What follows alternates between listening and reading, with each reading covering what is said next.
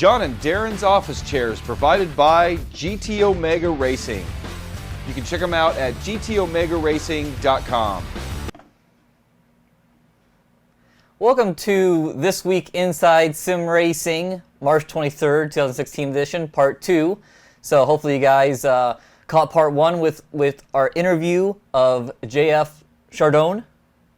He was cool with however we pronounced it. Yeah, I think he's watched enough shows to know that names aren't our strong suits. Well, we say him in Sure. American English, and people don't understand that that's how we were. Anyway, I don't need to Exactly. He is a great guy, and I'd like to is. thank him for joining us. That was a lot of fun. That was a lot of fun. A lot of great questions. Talked about a lot of cool stuff that's being worked on currently at RaceRoom.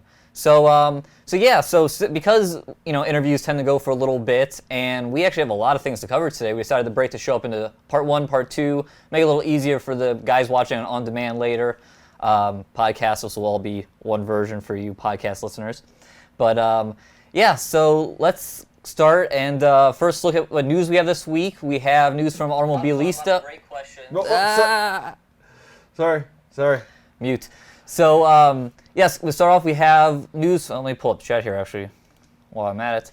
Automobilista, they provided... Say that 3 times really fast. I know. Riza provided a pretty cool roadmap end of last week of where that title is going, and we'll chat a little about that. Sebastien Loeb Rally had a new DLC pack come out and an update to the PC 2 days ago.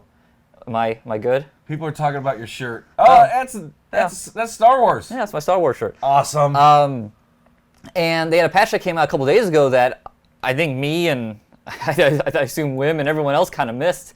So we're going to talk about that.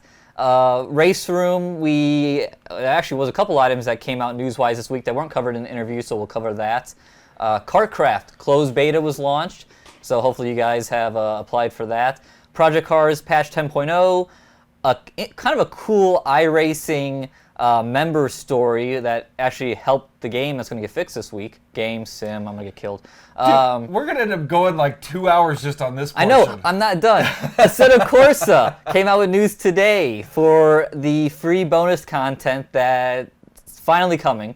And Thrustmaster has some news dropped today, so we'll cover that. Simrig of the month. Is that it? Nope, Simrig of the month. Then we'll talk about happenings. We have a poll question and Q&A. And speaking of let's see where we're at here. The poll question.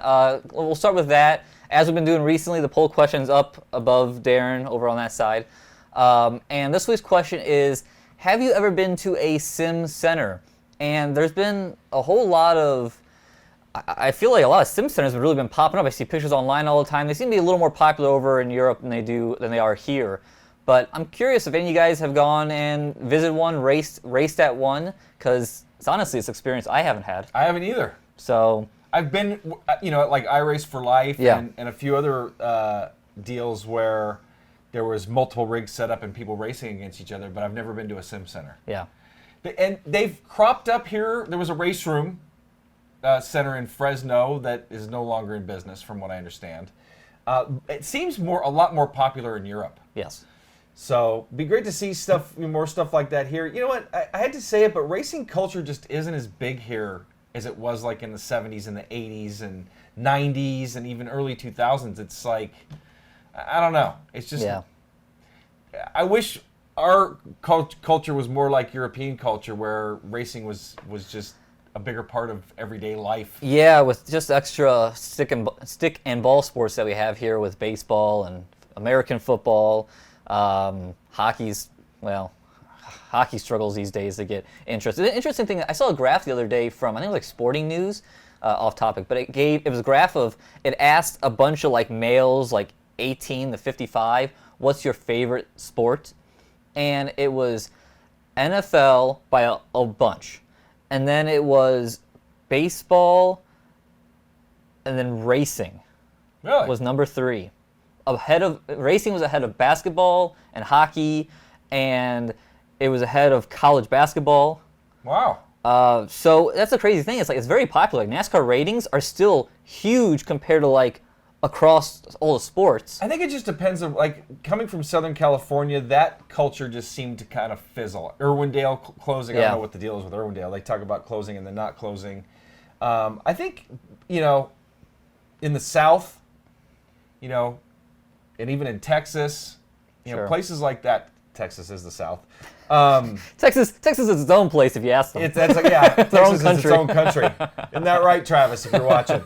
But anyway, yeah, it's definitely a lot more popular here. Even in this area, it's pretty popular. I mean, you go to the drag races here and the local short track stuff, and they pack the house for the most part. They got some, a pretty good following there. That chat window is old. It is old. What is going on with that chat window?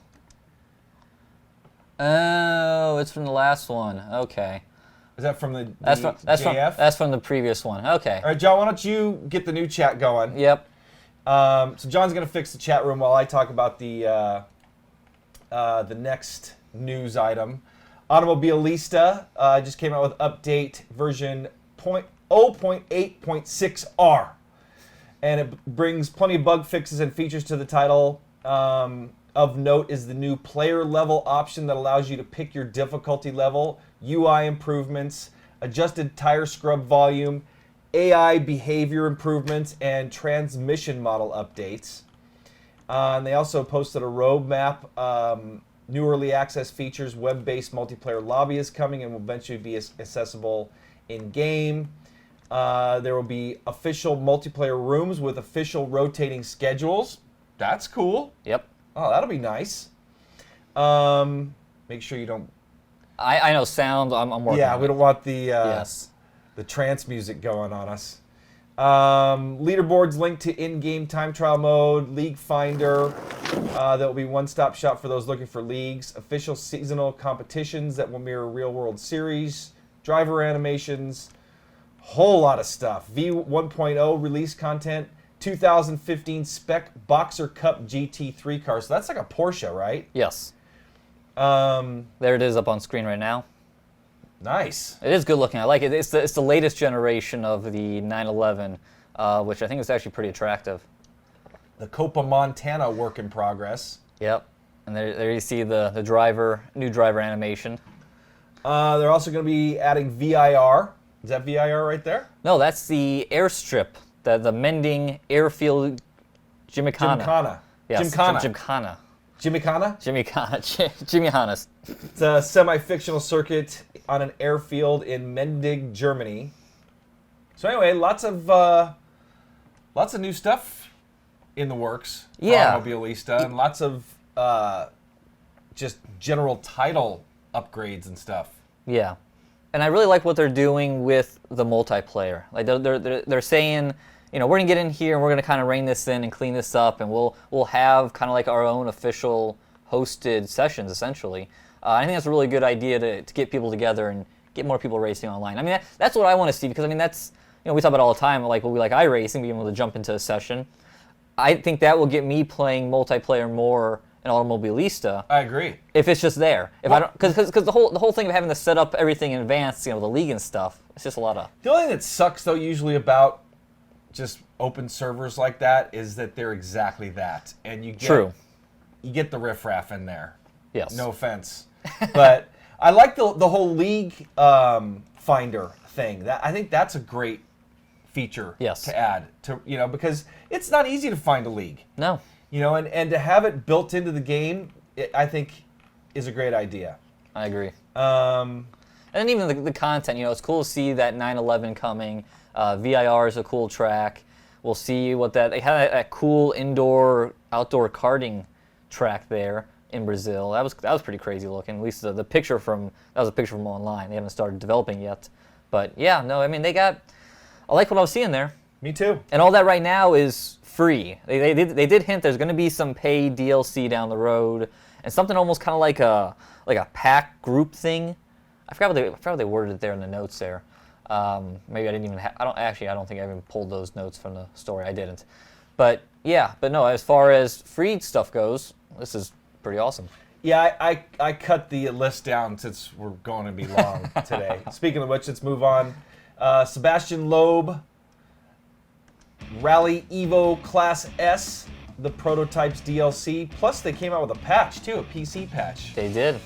So, it looks like the Prototypes DLC is going to be the Lancia ECV the Toyota 222D, the Vauxhall Astra 4S, and the Peugeot The Peugeot is hideous. Cassar. Anyway. Sounds about right. So they got a PC patch coming that's going to support with... Oh, it's out. Oh, it's out. It came out on Monday, and it was like a trick release. We had no idea this was coming. I didn't see it. I didn't see it until today. And some surprises, too. Yes. Support for 21:9 monitors. I guess it's going to fix save issues. Support for triple monitors. Awesome. Fix Logitech wheel minor issues. Fix time upload issues and some other minor fixes. I want to see, first of all, I'd love to see support for the AccuForce. Yes.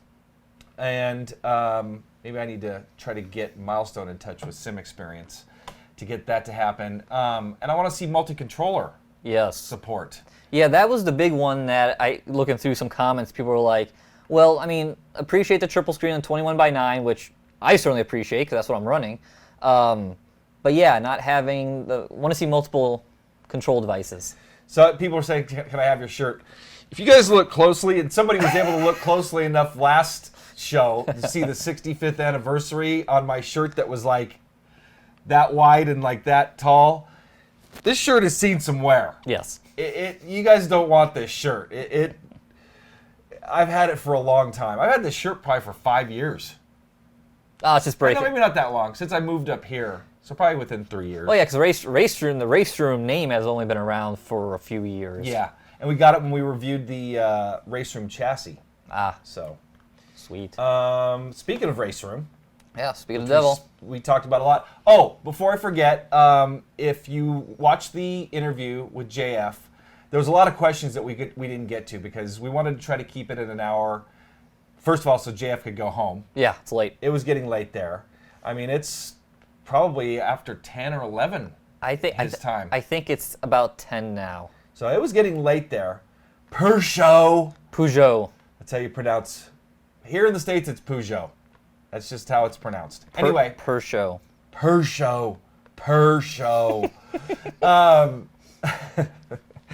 Anyway, if your question didn't get asked and you posted questions in the Sector 3 forums, JF said he would answer your questions if you post them in the comments from the interview or in chat. So a lot of them, too, were multiple questions. By the way, John, people are asking for ISR TV shirts. I know. It's on the to-do list.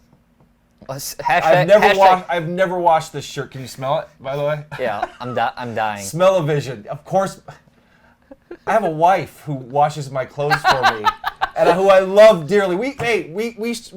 I take care of the yard, and Charlie most of the time.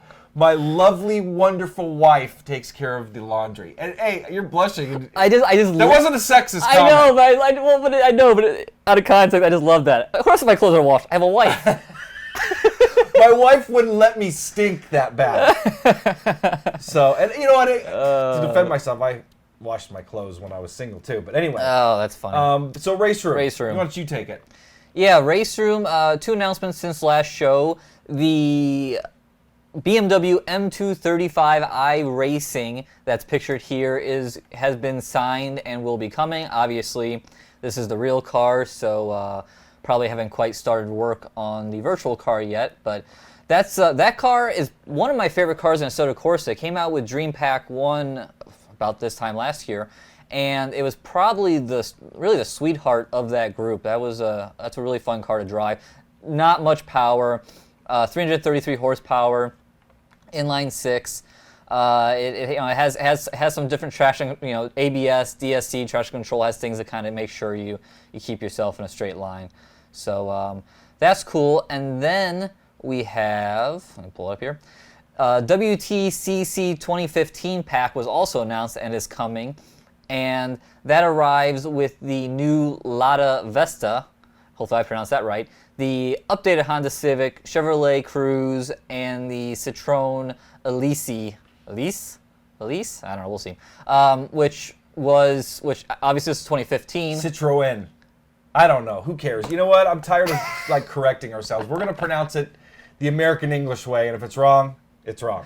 So, but anyway, but yeah, the Citroen was kind of the dominant car last season, but I really like that paint scheme there with the white, red, and green. It looks really mean. It does look sweet. I like that black one there too. Yeah, that's the Cruise. I like that the Lotto looks a lot better with the new car that came out this year, and even the Honda Civic nose looks pretty cool. So, yeah, that is coming. It sounds like that's just going to be a car pack, no new tracks, and yeah, it's updating everything to 2015 and keeping that license up to date. But those are fun cars. I do enjoy driving the 2014 pack, and yeah, looking forward to 2015 and seeing maybe there's some other changes they make handling wise or whatnot. Nothing's really been stated yet in terms of that. While we're on the subject of RaceRoom, why don't we run Billy's video really quick? Oh, sure. And speaking of which, speaking of those WTCC cars, Billy is next up is driving the WTCC cars at Nordschleife. So this is a video that I'll fast forward here.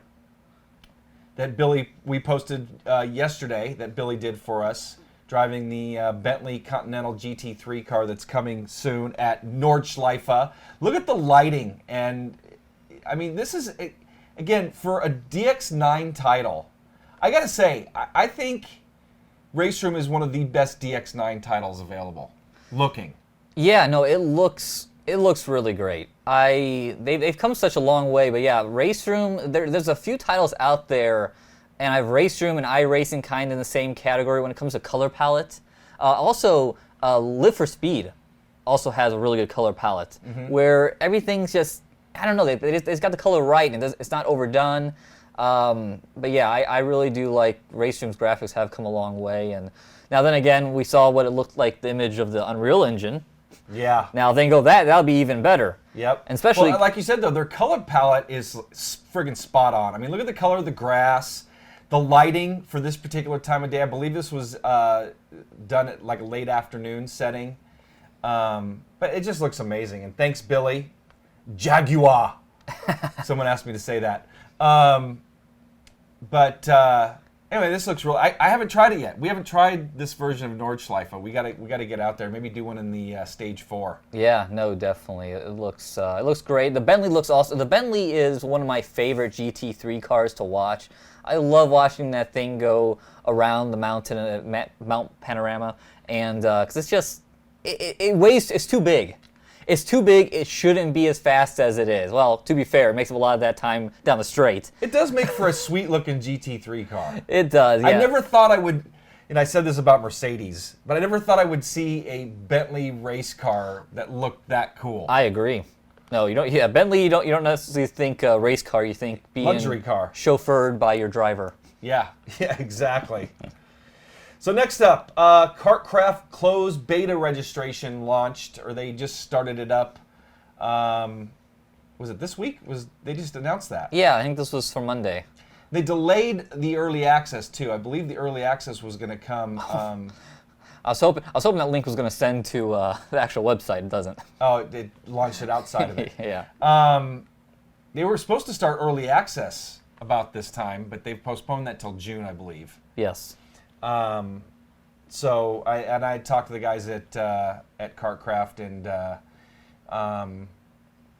they asked if we wanted to talk to the devs, which it'd be cool to get them on the show. It would be. Do a live interview with Zach Griffin, who's the lead developer there, and I mean I know he's been working on that title for a long time. Well, that's what I'm curious about. It's been such a long gestation period, and there was somewhere, maybe it was on the website or something they talked about, or interview, they talked about the lifespan of the whole process, and it's like it's been a lot of start, stop, things change. I'm looking at Unreal Engine 4. That's fairly new. They haven't been working on that the whole time. Well, he was a one-man band. Yes. For a long time too. So now that he's with the Black Delta development team, I'm assuming there's at least a small team working on that. Yes. So yeah, what a pick, that accident, that kart accident with the dude flipping off of it. That is gonna be.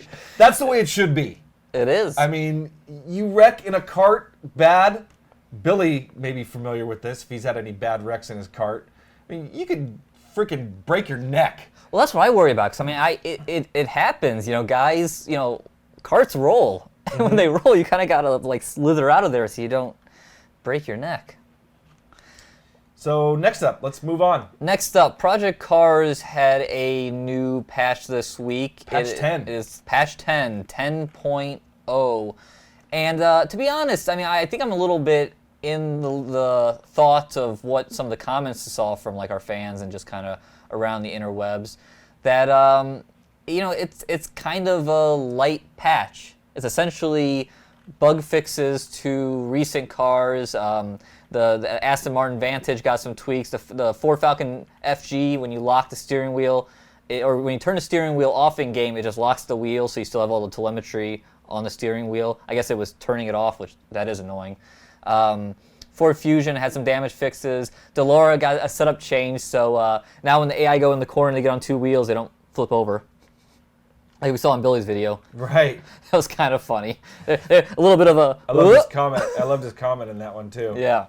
So, but yeah, and then there was a pit stop fix where if you pretty much if you pit on the final lap, you don't confuse the game, or I believe, it was you pit on the final lap. So, yeah, I mean, it's kind of, you know, when you start seeing the patch only fixing the most recent content, you start wondering, it's like, are we kind of tailing off here towards end of development for Project Cars 1? I would think so. It's been out for a year now. I believe it came out last March. No, it was June. It was summer. Was it? I believe.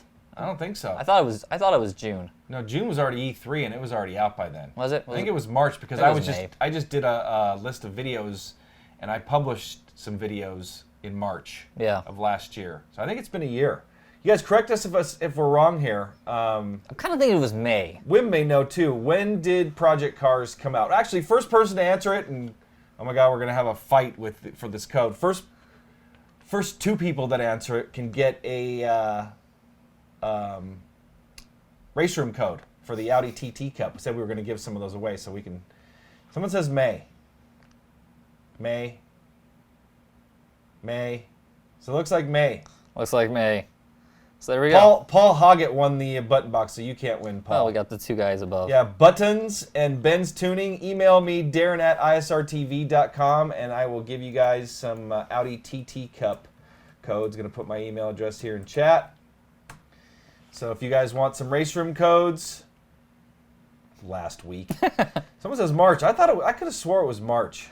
I think spring. I think it was May. I think it was originally scheduled for March, and it got, I think that was the second reschedule, was March, and then the third one went to May. Wim just confirmed it, May 2015. Okay, so, well, there we go. So, boys and girls, that's how you give away codes in the spur of the moment. You know what I was thinking, too, for next time, when we do like a contest like that live on the show, that we say, okay, email your answers to contest@InsideSimRacing.tv. Next show, we'll pick one at random. No, yeah. So, like for the button box, yeah, we should have done it that way. Yeah. So for future, we've learned, we'll do it like that. But for giving away these codes. Yeah, and it can also help some people that watch us on demand and don't get a chance to watch this live.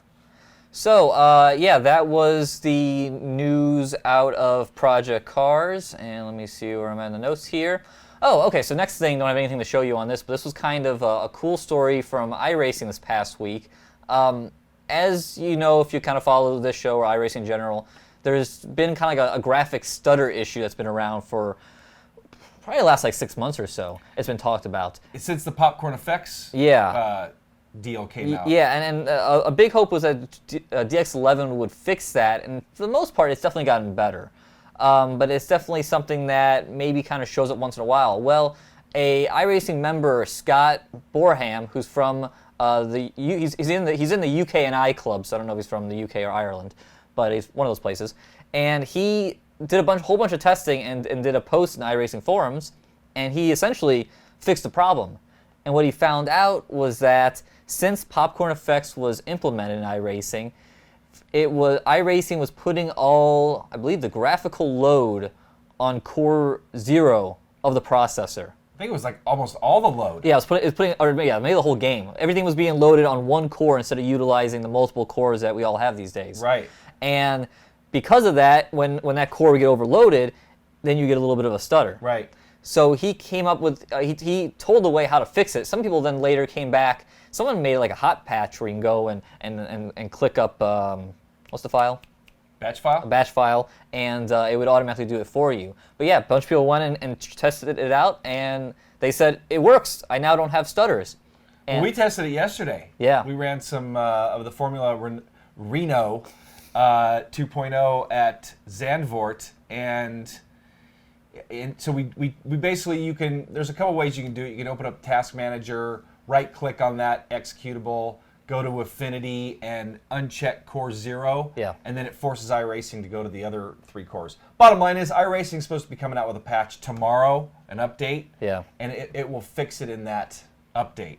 One of the cool things about this, about him doing this, Scott finding this issue, the iRacing developers, mainly Dave Kemmer, who is the lead developer at iRacing, he chimed in, thanked Scott, and then gave Scott $500 in iRacing credits, which that was really cool. Everybody was like, people, thank you so much, Scott, it worked, and oh man, you're a hero, blah, blah, blah. And then Dave Kemmer also came in and basically said the same thing. Thank you, you've solved our problem. Here's $500 in credit. So that was cool. Which is cool, and it saves Dave a lot of headaches and all those guys. Because it's something that they clearly hadn't spotted yet. And then I think Dave said something like spotting that issue also like solved another issue they were kind of fighting. So no, very very cool. And I'm always very impressed when there's people of not necessarily just iRacing, but any of these different communities that has all this talent to go and be like, or I know some programming or whatnot, and go and find it and fix issues. Well, and they came up with that hot fix, like you mentioned, so quickly that I'm sure it's not going to be a big deal for iRacing to code it.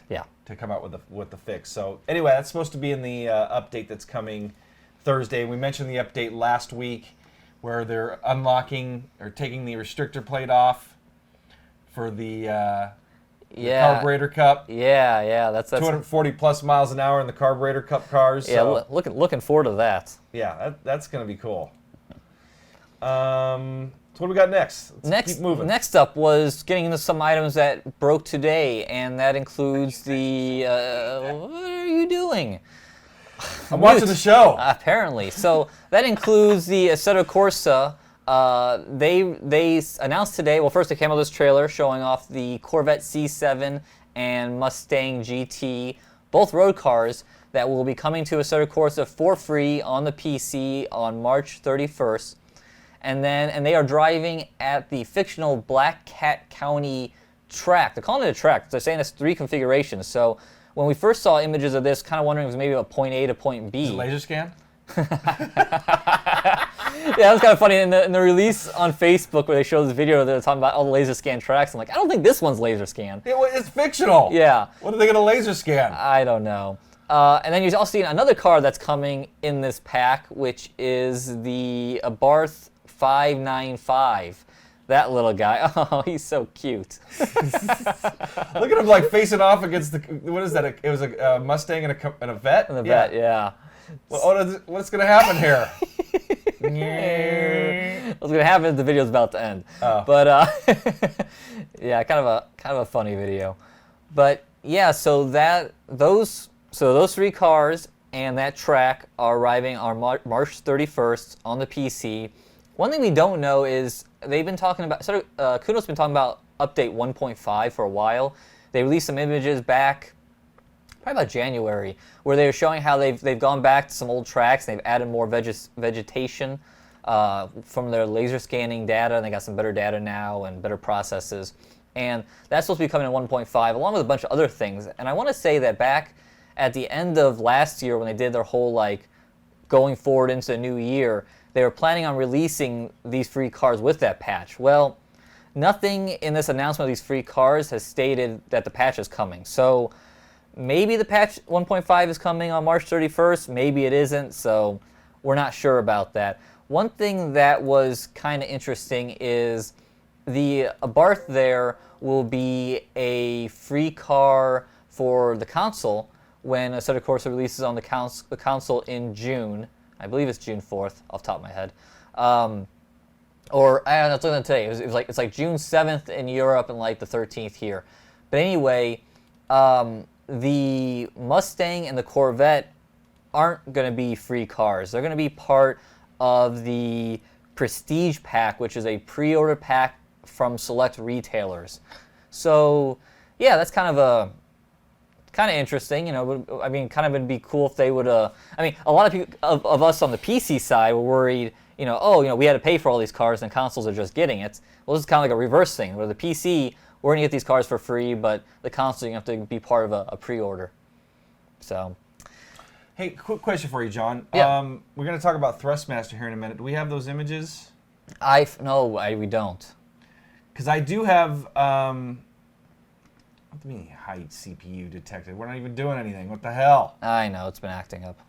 I just pulled the picture over of the guy that won the T150.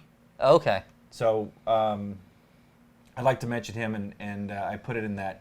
Sorry for interrupting the show here. I wanted to show Edgar, who won the T150 last week. Anyway, it's in that users folder. Okay.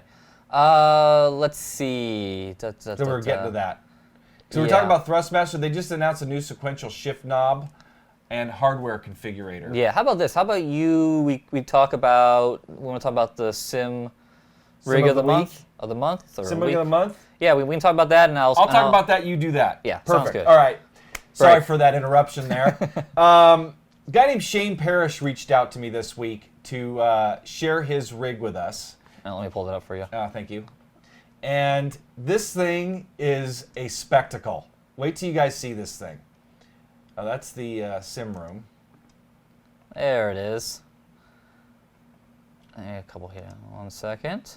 Are you just running it right from YouTube? Yeah. Cool. That works.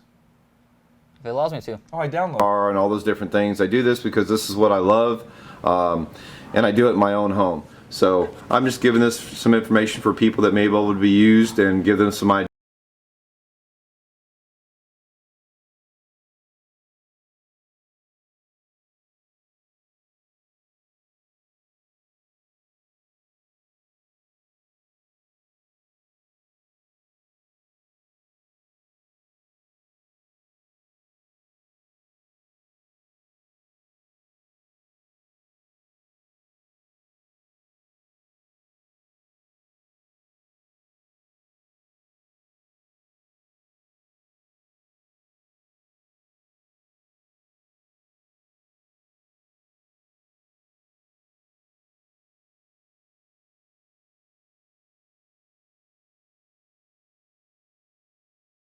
I mean, he went. Oh, wait a second.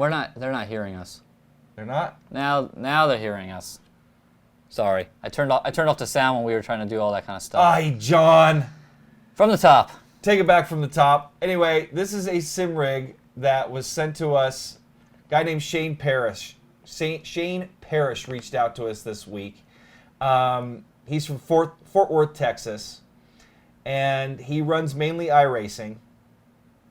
And anyway, it was showing the lights. We'll show them at the end. He's got a Sim Instruments dash. He's got Z1 dashboard running on 2 monitors. He runs iAnalyze Racing. I mean, look at this like NASA-style frickin' desktop there. I think he's got. Hold on. He sent me a list of all the stuff he's got. But he's a Kyle Busch fan. I know.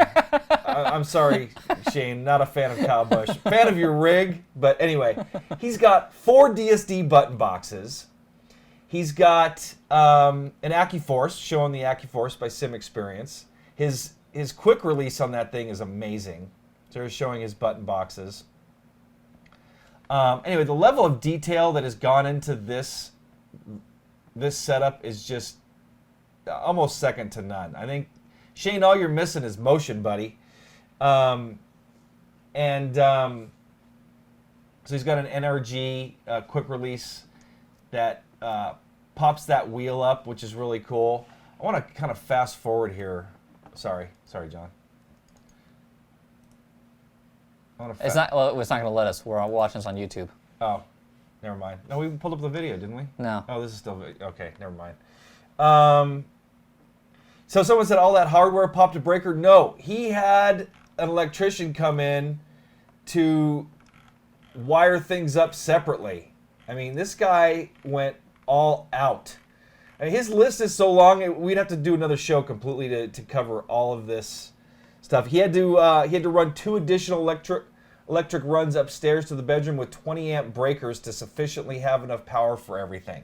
He's also had an HVAC company come out to run 2 AC units in the room to keep it cool because he was cooking in there.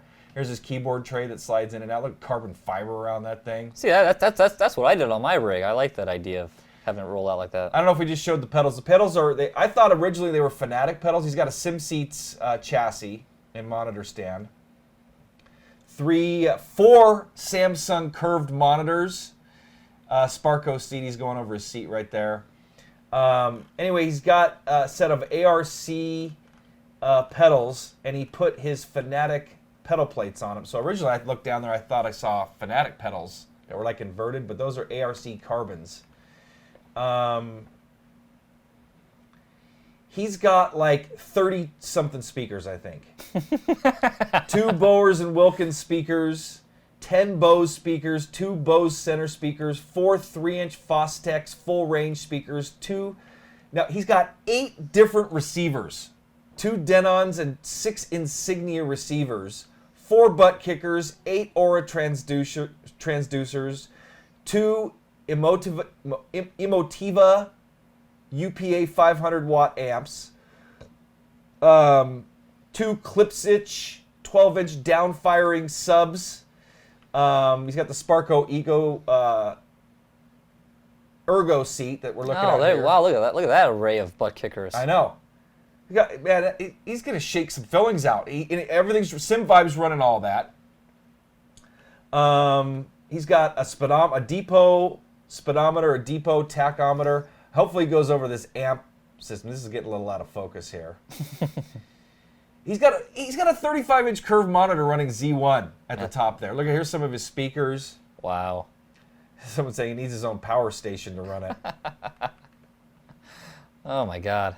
Got a pretty high-powered system, an Intel i7 4770K processor. 6 external sound cards.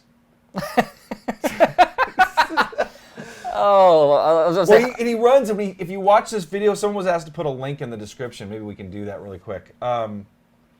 If you watch his video, he's running like, there's the pedals. He's running a separate amp for like iAnalyze Racing, just for the sound to come out of that. Another amp for the Sim Instruments Dash beep. It's amazing. And some people are saying overkill, and no offense, Shane, some of it is a little overkill, but dude, you went all out, man. That thing, that rig is just freaking crazy.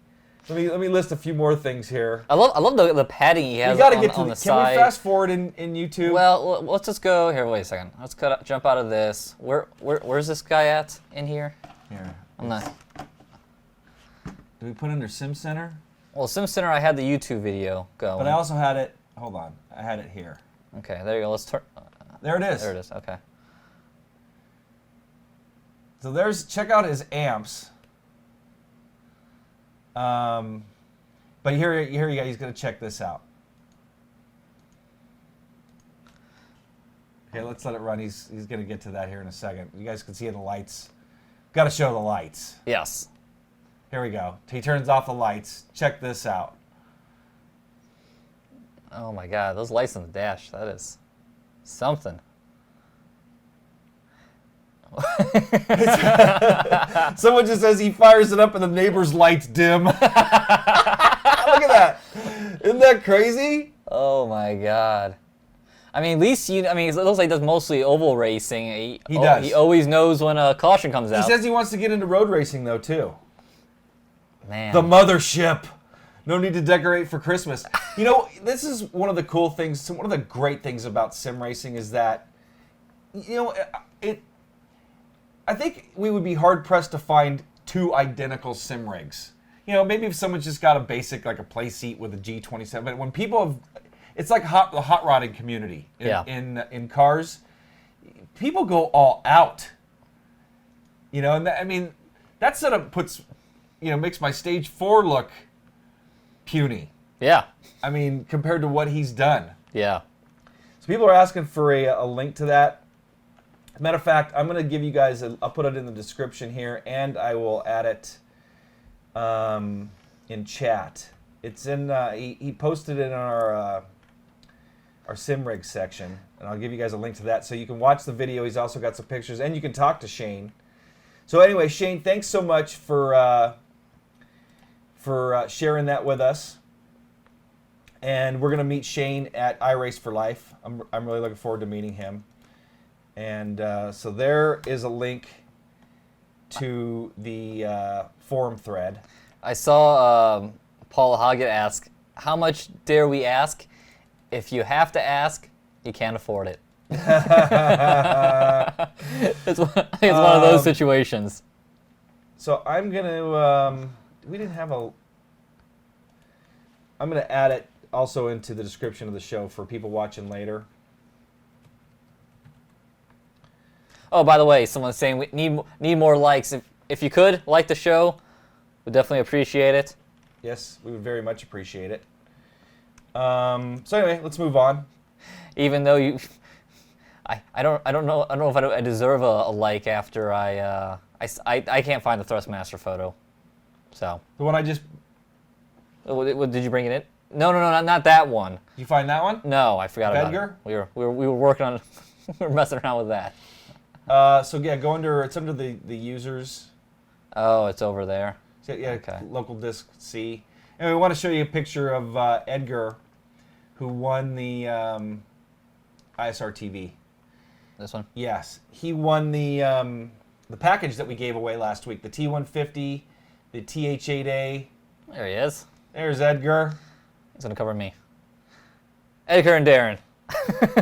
There's Edgar, everybody. That's a pretty sweet package. Yeah, to win. Edgar's from Israel, so that was shipped all the way to Israel. I'd like to thank Thrustmaster for getting that shipped out to him, and I'd also like to thank all of you for participating, and congratulations again to Edgar for winning that package. We hope you get lots of mileage out of it. So I wanted to share that with you guys and show you that you too could win here watching This Week Inside Sim Racing. And since I forgot to load the image of the new Thrustmaster shifter, it's pretty much, it's not too much to it. Pretty much they have a new shifter Sequential shift handle for sequential shifters. Yep. Yeah, and it's metal, and I think it was selling for £25. It's currently available in Europe, coming to the US, #soon. And the other news is they have a new configurator at the website, which is actually pretty cool. Maybe I'll pull that up later in chat, where you can go and say, you say, I want this wheelbase, and then you get this rim, and you can go get new pedals. So kind of a way to clean that up a little bit. I know some people, I was looking on Facebook, some people kind of bummed because they teased the two releases, and they were thinking that because of the sequential gear shifter, maybe they were talking about a handbrake. Because they also mentioned Dirt Rally, since that's coming out here in a couple weeks on the console. But no handbrake. As Thrustmaster noted, you can use the handbrake function on the TH8A shifter. So By the way, I'm getting stuff for Q&A, so perfect. share your questions with us. I've got 700, Oliver, and Epistemophiliac. I've got your questions, so if you asked a question earlier, ask now, and I'll try to grab it so we can do some Q&A here. One thing that someone brought up, I think it was a YouTube comment actually after last week's show, is we didn't mention last week about the kind of beta testing that the Codemasters F1 team is doing for F1 2016. We did mention that on a previous show, We did. So we're going to mention it now, which of course, I honestly don't know too much to say, because besides, it sounds like what they talked about when we talked about it on some shows ago, they did what they said they would. They went to the community and they got about a dozen people from their community to come on into the studios and test the F1 2016. So they were there. There's pictures I saw on their Facebook, but no, not too much more to report from that so far. But definitely a cool thing that they're doing, going in and getting the community opinion. at this stage. Well, didn't they talk about an early access though too? Well, I think what they were talking about was this when they first announced it. The early access was something that I was kind of hoping they were leaning towards, but I think this was more what they were talking about, going and getting a group of people from the community, the Codemaster forums, and bringing them in and letting them give an input. So I think this is a little bit as early access as it's gonna get. Because also what we discussed about, it's kind of hard to do early access with an F1 license because it's F1. Someone said about Shane's rig, I bet he gets lots of girls with that rig, which is kind of funny. He's married, so he's got a girl. So we got some great questions coming in. For the record, still off topic, it is Angela earmuffs. Well, she'll be included in the story too. But it's like, it's so funny, my dating life. Having a rig. Oh, I know exactly where you're going with this. And what the hell is that? Yeah, people coming over and getting the people. You mean girls? Girls. Guys are like, dude, what's that? Yeah, but girls coming over and being like, and I always would like preface it like, I got sim racing. I got a room. It's. I know what you're thinking. I know what you're thinking. It's probably all true, but just, please keep dating me. So, but yeah, very reaction. I'm trying to think what Angela's reaction was when she saw it. She was kind of like, wow. Yeah, wow. What's this all about? Yeah, trust me, I definitely had my share of what was that in my dating. I mean, my first major sim rig came out, I was already married. But then, like, when I met Andrea, she came over and was like, what's that? Yeah. And having to go through that it's kind of embarrassing. That's my big toy. You know what? So I wanted to bring up our poll data from last week. Yes. We found out a way to get an exact count. I got the info. I'm all here searching for it. I didn't know what you're doing. So first up, the current poll should be going. Has anyone voted on that yet? Here, I'll check on that. Why don't you talk about the last poll? But yeah, last week's poll, we asked, what wheel brand do you use? And we had 479 votes, so thank you for voting. That's a pretty good turnout. And we've actually gotten a lot more votes now that we're doing it here on YouTube versus our forums. So you guys are lazy. Can't click one link and come to the forums. Oh, I just don't want to go to our forums. Yeah, but anyway, so the 479 votes, the highest vote getter was Thrustmaster at 47%. 26% of you are running Logitech wheels, 19% Fanatic, 3% Sim Experience, and 2% OSW. So, honestly, kind of about how I thought it would go. I think that makes sense. Thrustmaster about 50%, Logitech at a quarter, Fanatic at 20%. If we would have asked that question about 4 or 5 years ago, it would have been. Logitech would have had that 47+%. Logitech might have had over 50%. Oh, I'm sure they would have. And then it probably would have been maybe Fanatic and then Thrustmaster before like the T500. Yeah. Well, before the F430 was not that popular. I mean, they sold a handful. Matter of fact, Scott had one. But yeah, that poll would have been much different. So what this is saying is that Thrustmaster's got the market share right now. Yeah. Yeah. No, I mean, you're right though. Before the T500, I mean, the only Thrustmasters I knew were kind of like the inexpensive ones at like a Best Buy or something, and I go buy a G27. That guy, by the way, Tim, you're talking about, I think that's Travis. Is the guy, he's got his rig in a large walk-in closet in his spare bedroom. Oh yeah, there was someone. I'll have to grab that picture next week. There was someone on our forums who, not a large walk-in closet, but someone posted a picture of their rig, and they had it built into a closet, a small closet with the roof line coming down, and it just kind of fit in there perfectly. I was like, that's a really clever use of space. Yeah, it is. So our current poll: have you ever been to a sim center? 89% have said no.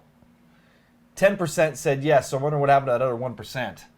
I know, YouTube we always lose that percent. Yeah, we can't figure out I don't think we can figure out a count about how many people participated. We'll tell you guys next week on next week's show. Yep. And you know what? And that doesn't, like I said, we've never been to one, and they're not really prolific here. And and even and that's kind of like I always kind of wonder how that all kind of works, because I assume if you own a sim center, if there are any sim centers out there, owners, let us know, that you have to kind of drive in new traffic, get new people to come in, because I'd assume if some people like really like it, they'll just eventually go get their own stuff, unless you're able to do it for cheap enough prices, and maybe you have a group of people that always come in, race together. And actually, let me pull up that. I thought of a business model for that. Let me pull up that picture.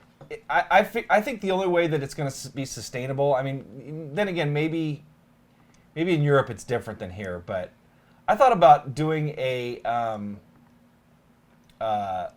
like a hobby shop setup too. That's a lot of friggin' rigs right there. That is 17 rigs. I believe that is where I don't remember where this was at. I believe it was like Spain or I think it was Portugal actually. I think this is in Portugal. I think the name of the place is actually on the monitors there. But yeah, I ran across, someone posted this in our forums, a new user, and I stalked these guys on Facebook, and yeah, it looks like they run weekly races there running R Factor 2, and they got people filling up those rigs. So that could be a situation where I could see where it'd be like, instead of taking on the cost of building your own setup, go there and go race, a bunch of buddies you can hang out with. Yeah. Yeah, I think then again, if they're bringing in people, cool. Yeah. Ban hammer! I banned somebody. Oh. Drop the ban hammer. Scott, yeah, didn't we go to Irvine a long time ago? Yeah, there was the, what the hell were they called? They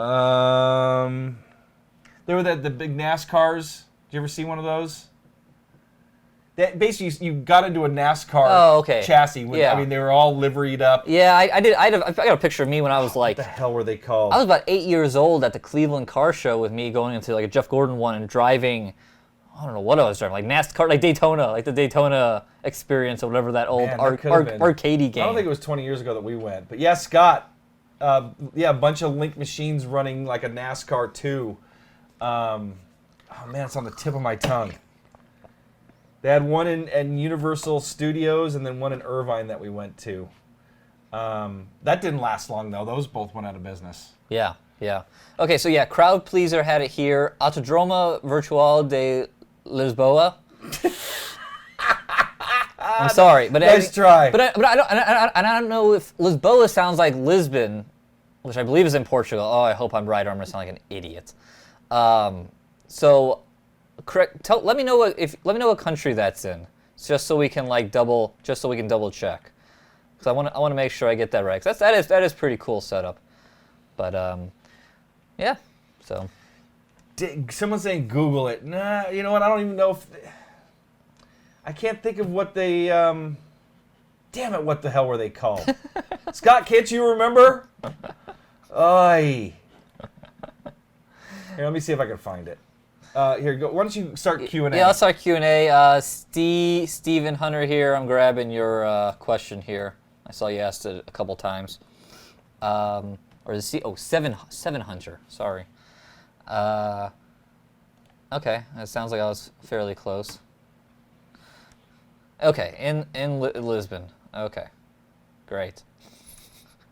What am I drinking? I don't know. Yes, and us Americans, we don't know anything. But I got Silicon Motor Speedway. Scott, was that it? I'm still looking. Okay. Let me get past these questions.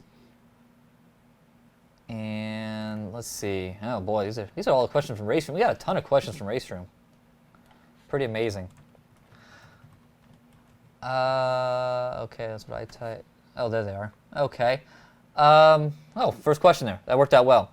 So, our first question, 700-728 asks, Darren and John, what are your thoughts on the intro price of the VR headsets? Let's see. So the Oculus is going to sell for $600, I believe, and the Vive is $800, and the new Sony VR is for something, I believe. So honestly, I'm okay with the prices. I know a lot of people are disappointed because I think they made too many promises at the outset where they're saying like this is going to be inexpensive. $200, $300, $400. Anyone can have it, great. But, oh, nice. So I'll put a link to it was Silicon Speedway, Scott. I just found it. I'm going to put a link. Sorry for interrupting, John. I'm going to put a link in the chat here. You guys can check it out. So, but yeah, no, I think, again, I'm okay with the prices. I mean, it's going to be more expensive the first time out, and I think they're somewhat competitive to high-end monitors. So I think maybe the biggest thing will be interesting to see what kind of PC you need to power it, which we're not fully sure. There was a Linus Tech video that I was going to watch this morning that I ran out of time, obviously, as a bunch of things missing from the show, where they said, I think the title of it, like, you probably can't run the Vive, that your PC's probably not powerful enough. So that'll be interesting, but I'm okay with the prices for now. I mean, hopefully it'd be nice if they came down. They'll come down. But, they will. Everything does. It's the first iteration, and right now it's still a premium product. Eventually this will... I'm waiting to the day... I mean, let's be honest. Who would ever thought of this kind of headset features 20 years ago? I mean, I know they kind of mess around with, those old school headsets, and they were kind of really bad. Horrible. Yeah, so... But give it another 20 years, there's going to be beaming stuff in our heads. That's what I'm convinced. Did you see that thing, the Microsoft thing? No. Hold on, I'll find out the name of it here in a minute. By the way, people were saying we didn't go long enough with JF. You know what? we went for an hour. Yeah, we went for an hour, which I think was longer than what we went with Tony. Or it was about equal. We went a with little... Tony at iRacing. Yeah. We asked almost all the questions that we gathered. A lot of them were duplicate questions.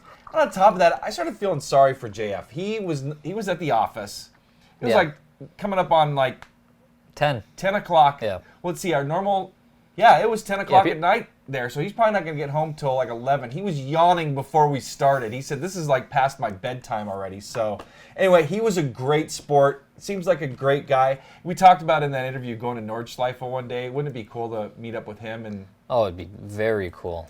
I think Karsten... Or no, it was Alex Humler, Com 8. Oh, yeah. Who's the Nordschleife fiend. Another one of those. His name is Aussie Stig, Nordschleife fiend. So hold on. Let me look up. Why don't you go take the next question? I'm going to look up that thing that it's a virtual reality thing that Microsoft is coming out with. Okay.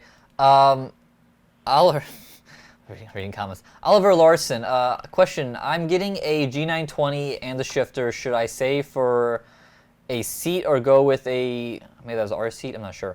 Or go with a GT Omega stand seat. Oh, seat is also GT Omega. I would always go for the full up chassis versus just getting a stand. Well, if you're space limited. Well, I was about to say, if you're space limited, a stand's a good way to go. It's a great way to start, for sure. What I'm curious is what you're planning on driving with the G920, because, and we talked about this like a month ago, we haven't gone and verified yet, but the G920 is still kind of questionable on the PC. We never did get in terms of support. I still haven't heard anything new from Logitech. I know R-Factor 2 released an update recently that made it so you could drive the G920.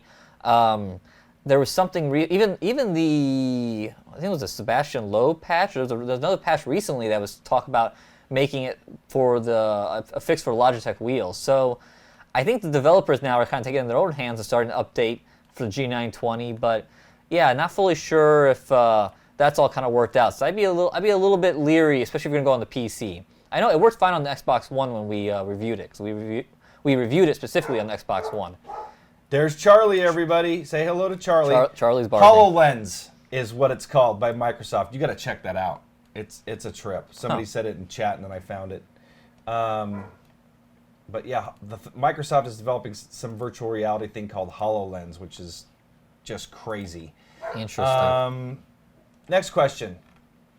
That fun name. Epistemophiliac. Didn't he ask a question in the JF? Where did we get that guy's name? That's the second time I've said it today. Yeah, it must have been from there.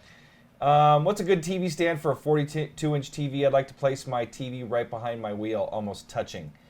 Well, mentioned SimSeats, sim-seats.com. Those guys did the rig from Shane Parrish.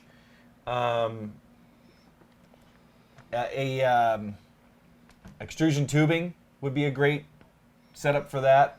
And there's a couple. I think R-Seat makes the one we're sitting right there. Yeah. R-Seat makes a pretty heavy-duty stand that can handle a lot of things. The Next Level GT Ultimate, that's a 42-inch that we got mounted to that. So Yeah. Charlie is a chocolate lab, by the way. Yeah, out of all of those, if you're looking for just the stand itself, the R-Seat might, not the, yes, or the Track Racer. Sorry, is that the R-Seat or Track Racer stand? R-Seat is the one behind it. Yeah, okay. The Track Racer stand will hold up to a 40 Because I know Track Racer has one that looks very similar, and it's priced pretty well. Well, that stand will hold over a 40-plus inch. The one that mounts to the I'm pointing at it. Oh, yeah. Check out our Track Racer review. We just Redline Rossi. We just posted it this week. But anyway, you can mount up to like 42-inch Okay. monitor on that. Charlie is a bull in a china shop. We're not bringing him on the show right now. He'll start. And every time we bring him down, he jumps on me and attacks me. Maybe in a future show, but not right now. You want to take this next one from Tom Jones? John needs a real racing bottle with a flex tube. I do. I want like a hat. I want one of those hat I bottles. just got another new Contigo. I like these. Mine has like a kind of a flex tube. Here's a question for you. Tom Jones asks, Darren, now that you have the Stage 4, are you curious how VR will be with motion? Yeah. I think it would be cool. I'm really curious how VR is going to be once the Vive and the new Oculus comes out, because I wasn't a huge fan of the DK2. But, again, they've supposedly made tons of strides, to improve it. Mm-hmm. But yeah, I think that would be cool. Mm-hmm. Motion with, what do you think? You've driven the Stage 4 too. Yeah, it would be. It'd be interesting. I'm definitely curious what it would be like. And I mean I assume if the experience better, then it'll be I don't know, pretty cool. But yeah, definitely with the head tracking and moving around motion, that would be interesting. I assume it'll work fine though. Okay. Charlie is our mascot, so. Someone was asking about let Charlie join. Let us see Charlie. Let us see Charlie. Should we bring him down again? No. not right now. It's Vive. It's whatever. Who cares? I don't. You guys know what we're talking about. It's not like I call it Charlie. I didn't call it dog. Anyway, I'm just kidding. You want to take the next question, or you want me to take it? Go ahead.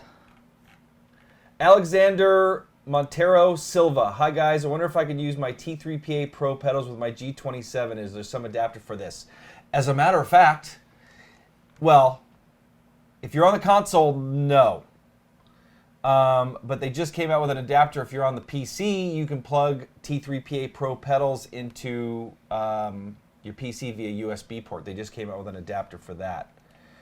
Someone said that you're a cat lover. I like dogs more than cats, even though I've warmed up to. I'm allergic to both, so both are kind of like a challenge. Cats I'm more allergic to, and cats are kind of like some of them are awesome, and other ones are like, I'm a cat, I do what I want. So I don't know. I go back and forth on both of them. Ronnie537, is it worth making a button box out of old wired controllers so I can customize it to how I want, or should I just buy a button box? I mean, I think if you have the ability, I think it's worth it. Yeah. I think you can save a few bucks. I mean, at the end There of the was day, a guy that did it on Yeah. YouTube. I saw it fairly recently. yeah, I feel like maybe it was in our forums. I read something recently, someone doing the exact same thing. Yeah, it was. I think it was that guy. So yeah, no, it's doable, and you can probably go watch that video. Or just use the gamepad as a button box. Use the wired controller as your button box. You can do that too. Oh, sure. Just mount it next to Yeah. your rig, and that you can just use that. But yeah, you could do it the other way. If you have the know-how in the tools, yeah, that would work. You can also buy the boards to build your own button boxes as well.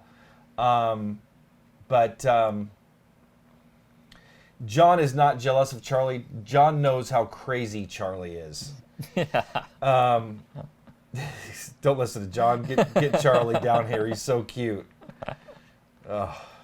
I love Charlie, by the way. He's great. He's been great doing a better job of just like laying down upstairs and not barking. Ashasha, Charlie almost destroyed the set during his last guest appearance, and that's exactly why we don't want to bring him down here. Yeah, there's a lot of wires running for lights and camera and expensive stuff, so yeah, it gets dangerous. Ben's Tuning just asked, any news on Forza Apex? No new news to report on that. I was kind of, God, I can't remember now. I have such bad memory. When they were saying that might be coming out. It's fair. I thought it was sooner than later. Next month? Yeah, I thought it was this spring, but nope, nothing new out of that camp. Even though I think there's been I think it was like another preview video that came out the other day that I saw posted. But that's it. Deadpool, I asked Darren because I want to play Forza 6 with my Club Sport pedals to my Thrustmaster bass. That you can do with a CPX adapter by Basher Boards, which Basher Boards was supposed to send us one. There is an adapter, you can do that. Nigel Benton asks, Q&A for racing on console, would you currently go for PS4 or Xbox One? I go for PS4. Well, this is a hard one because I say on console, my favorite title to play is probably Forza. Even though I will say, actually, maybe not true, Sebastien Loeb Rally Evo on the PS4 we had a lot of fun with. Yeah. We really liked that. But we're supposed to get an Xbox One version of it. If it's just as good on the Xbox One. If it is, but I'm worried that it's not because the Xbox One, and that's what I was getting to, the Xbox One is underpowered to the PS4. Dirt Rally's come. Yeah, but look what the guys Turn 10 has done. That's the crazy thing. That graphic engine. That's why I can't wait to see it on the PC because it's amazing the work they've done. Where other developers are saying, well, we're not going to run like in 1080. We're going to drop the resolution to run it. What are you laughing at? Sip says, I just can't wait to see Charlie run and grab one of those wheels and just throw it around. And that's exactly what he would do. He gets that, he gets a ball in his mouth and he's like, "Arr!" He starts like whipping it back. He's like, he's trying to kill it. I could just see him, especially if I tossed it. Yeah. He would go after it. He's probably sitting at the top of the stairs just listening. He hears his name. I know, he hears his name. This is a question we both grabbed. Stevie Gemza22 asked, Darren and John, which driver, past or present, would you like to race against? Probably for me, it'd be Jeff Gordon, just because I've never met him. I'm assuming they meant sim racing. Huh? I'm assuming they mean sim racing. I assume so too. Yeah. I say Jeff Gordon just because I've never met him, but been a fan for over 20 years. Mine would be Ayrton Senna, James Hunt. I used to be a huge Al Unser Jr. fan when he was doing really well in IndyCar. So I think before he's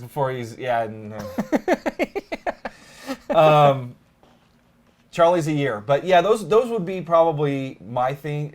Those are three past drivers. Present, I don't know.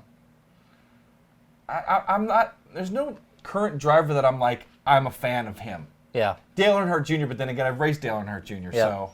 So, who I'm a fan of. I don't know.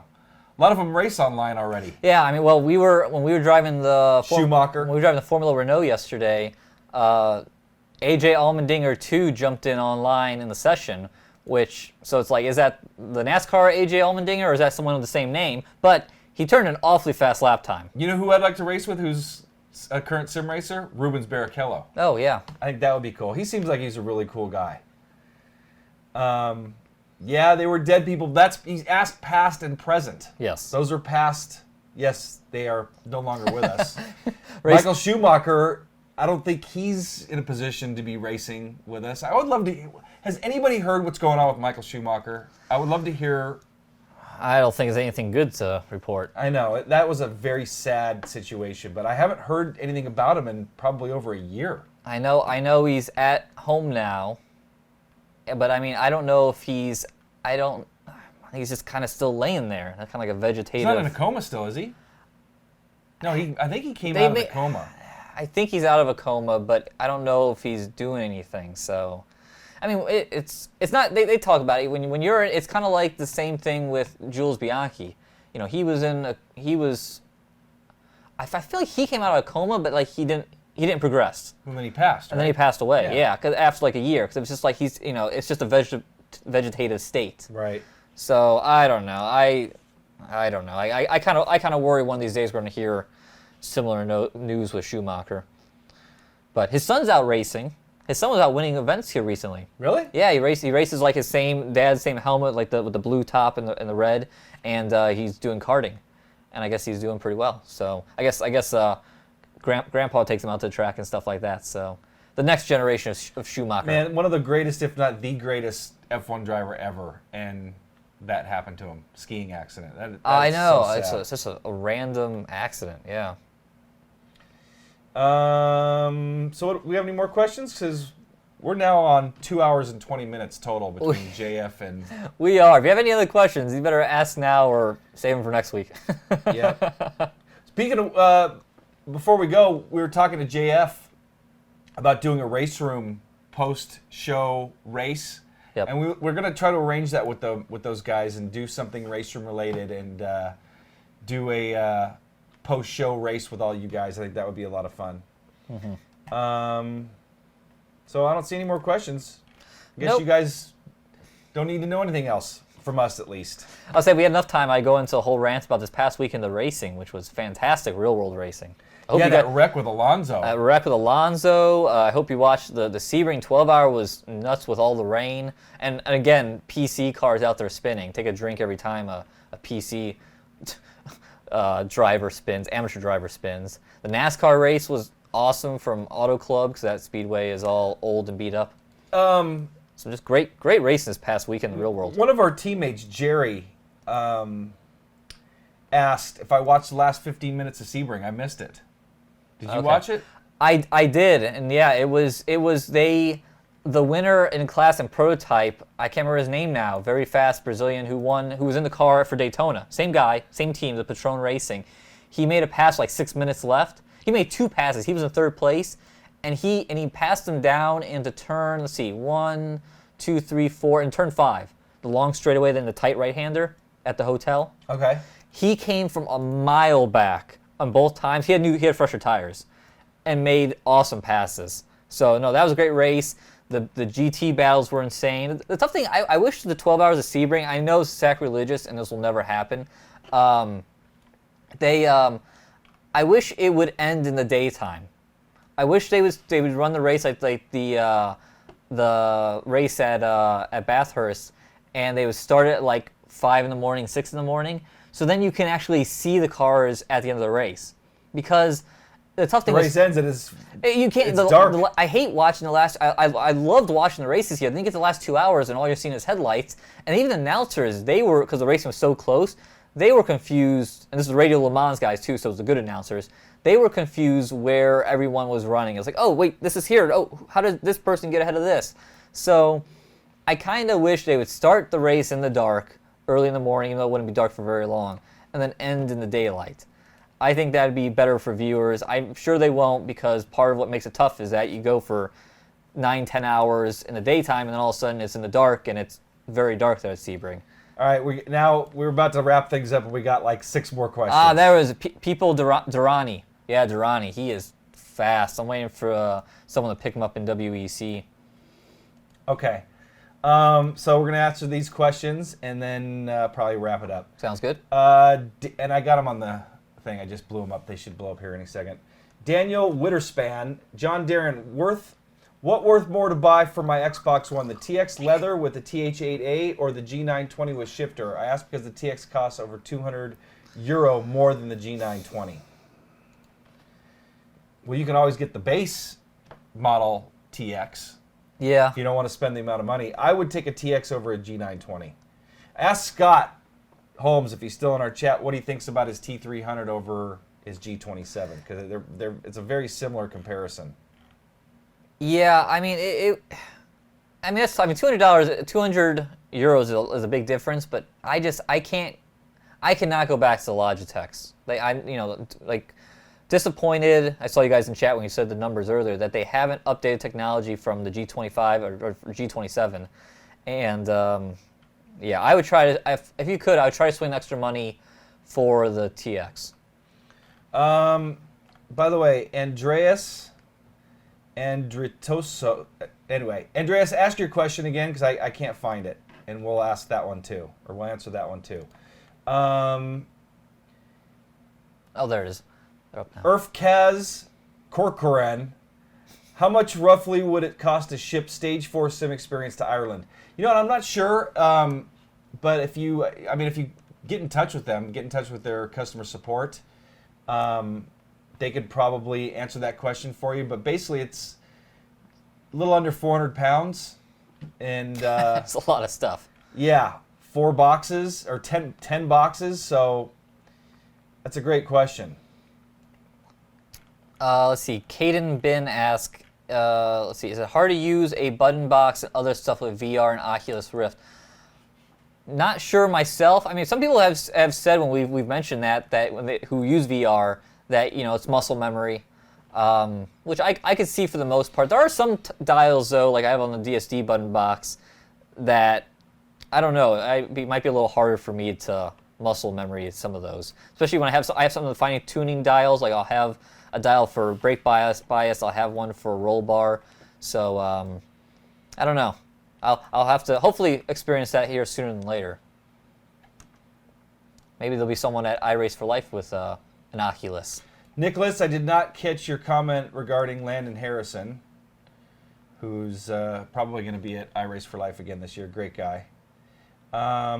Tom Jones, yes, we have as much fun hosting the live show as you do watching, if you're having a lot of fun, because we really enjoy doing this. This is fun. Andreas, I still haven't seen your question come through yet. Let's see, let me ask while we're here. Ali Osman asks, John, who is your new favorite driver, and is TSW still a good brand?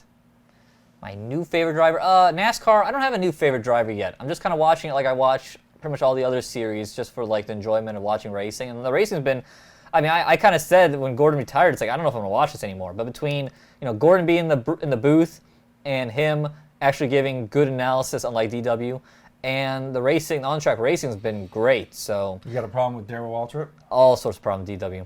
He was awesome 10 years ago, but he's past his prime. But yeah, so it's, but no, the racing's been great. So great racing's got me tuned in every week. Wim asked if we were going to do the bad YouTube comments again. Yes. The mean YouTube comments. We haven't had as many mean ones here recently. When I see one, I save it. I do. When I see a comment, I'll take a screenshot and I save it. I'm just on our YouTube comments, and I'm sure I could find one.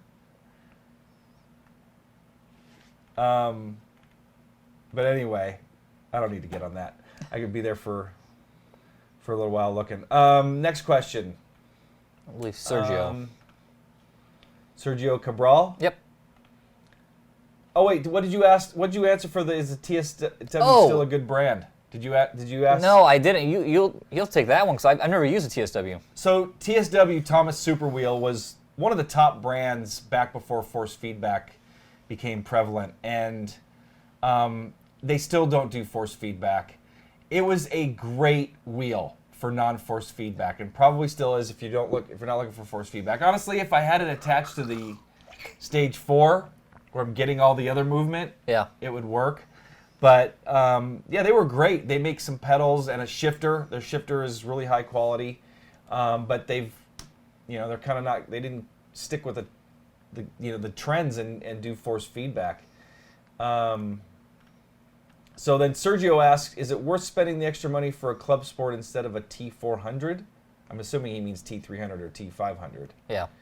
I think if you can afford it, it is. Yeah. I mean, it's definitely a step up. Yeah. I mean, I think they're both priced well for what they are. Like I don't think either is a bad buy. So. This part of the race, I think I saw. Scott T asked, what did you guys think of the number 3 vet crash at Sebring? Oh, I assume that was the one with the 911. Yeah, where they crossed. merged at the...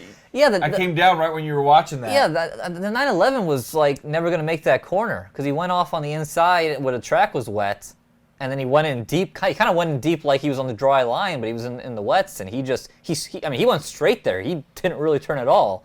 So it's a little bit on both of them because they were both racing together. They should know both of them were around when they split the GTD car. But yeah, no, I think that was on the 911, and because he was not going to make that corner. Then the Corvettes they ended up winning. I think the number 4 ended up winning the race. It had to be the number 4 because the 3 was destroyed. But 4 had a bunch of spins too. Like no one had a clean race. It was definitely very up and down. Somebody said, which driver do you least like? So they asked B, but why don't you answer that Who at do all? I least like? I don't know. I don't really feel strong with like not liking anyone in particular. I mean, Kyle Busch gets annoying. I have a few. What Kyle Busch pulled last week at California just... It's just him being Kyle Busch. That's why I don't like him. Harvick's today on Twitter like starting a fight that had nothing to do with him with the media. And it's Harvick being Harvick. So it's like you get that, so that's annoying. I don't like Kurt Busch. Yeah, he's not great. Speaking of real world race, something we forgot to mention. Haas F1. That was awesome. P6 USA. They did really really good. They did great. Well, it could have had to do, it probably had partially to do with the attrition. It did. Sure. Kimi, Yep. Raikkonen was out of the race. And like I said, the Toro Rossos were running ahead of them, and then they messed up strategy. Ferrari, what are you doing? Lost the race for Vettel. But and the qualifying format, terrible. They need to change that, and if they mess that up, if they don't change it until for next week's race, F1's just completely broken because they can't do anything right running the series. And that was Deadpool's question about which driver. Maldonado, he was fun. Maldonado at least caused some caution, some red flags. You know, he made the races interesting. I'm bummed. You know, there was rumors about him going to IndyCar. Oh, I hope he doesn't show up at IndyCar. Why not? You just said it was fun. No, those guys don't need manufactured race. They already race hard enough. They wreck. The good drivers wreck there. Yeah, what about the wrecks at the Florida IndyCar race season opener? That big wreck. Oh so yeah, they they all 6 got cars or something like that. That's always tough there. Darren, do you remember? I'm gonna get with these questions because I'm starting to get hungry. Now we're on 2.5 hours. Do you remember the Group C era? Yeah, I definitely do. It wasn't really covered here in the States, but we had the IMSA GTP series, which was basically the same. A lot of the same cars ran in both. But yeah, I remember. And honestly, the IMSA GTP cars from that era are probably some of my favorite all-time race cars. Nicholas, I didn't catch your comment on Landon Harrison. And John Hoy, are we still having the interview next week with Renato Simeone? Yeah. Yes, as far as we know, John's going to be doing that one. Yep. Since I did the one with JF today. Yep. He's already got some great questions for him, and we will check in with him probably Monday of next week. Post it like we did. We'll break it up into 2 shows like we did as well. Yep. Get some questions from you guys to ask as well. So, and I think that is going to wrap the show up. Yep. Sound good? Sounds good. So, as always, thanks for watching this week Inside Sim Racing. If you like the show, please remember a thumbs up, poll questions, all that good stuff. And yeah, we'll see you next week with another 2-part edition with an interview and the rest of the show. So, thanks for watching, guys. Thank you so much. And we're going to let it roll a little bit just in case we don't cut each We are. Oh, that's what we got to do, fake talking. Yeah.